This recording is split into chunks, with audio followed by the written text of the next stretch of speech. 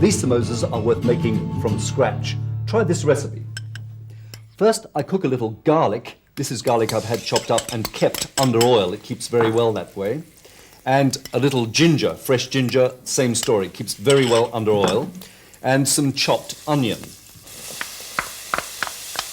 Stir for a minute or so. And then I add a teaspoon of curry powder and a teaspoon of ground coriander. And a little mincemeat. You could use lamb, pork, beef, or even chicken. And if you didn't want to use meat, you could even use mushrooms. Now, when the colour changes and the meat goes from pink to grey, I stir in a little garam masala, a superb combination of spices, which is best added towards the end of cooking. I now thicken the mixture by adding a teaspoon of cornflour stirred into a tablespoon or so of chicken stock. Then a generous tablespoon of finely chopped coriander, or you could use parsley, mint, even basil, or a combination. Now this mixture could go into the samosa, or you could use some of those leftover items, mashed potatoes and peas. Basically just about anything works well in a samosa as long as the mixture tastes good before it goes in. As this does. Now to those parcels.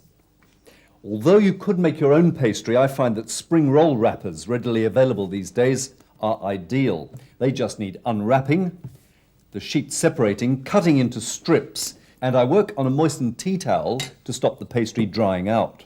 I just put a dollop of mixture on one end, brush the surrounding pastry with water, and then fold over diagonally, pressing the pastry down well, repeating to make a triangular shape. Once I'm down the end, I fold over the remaining pastry and seal it up tightly.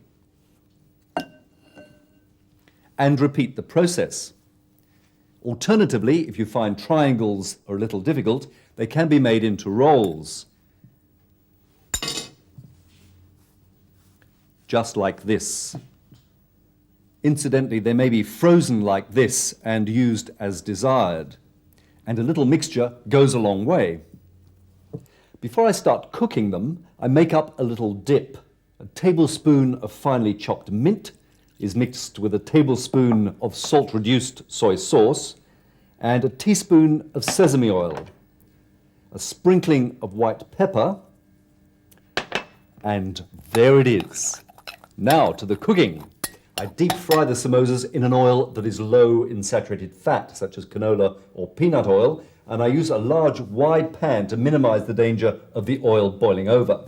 A few at a time, so they're not overcrowded, and they'll take about 4 or 5 minutes to cook. They'll become a beautiful golden brown.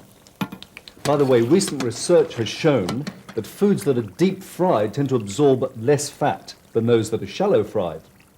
Now, although samosas are a fried food, it's okay to eat them, but occasionally. Whether or not you're using leftovers, the Consuming Passion samosas come with their own guarantee that this time there'll be no leftovers. Thanks, team, but I've got the dipping sauce. From Consuming Passions, bon appetit.